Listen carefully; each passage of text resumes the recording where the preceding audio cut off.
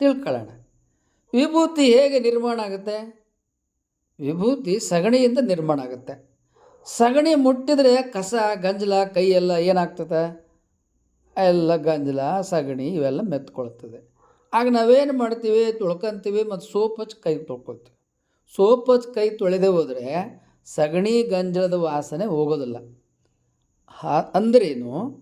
ಆ ಸಗಣಿ ಸುಟ್ಕೊಂಡ ಏನಾಗುತ್ತೆ? ವಿಭೂತಿ ಆಗುತ್ತೆ. ಆ ಗಂಜಲ ಸಗಣಿ ಆ ವಾಸನೆ ಎಲ್ಲ ಹೊರಟೋಗ್ಬಿಡುತ್ತೆ.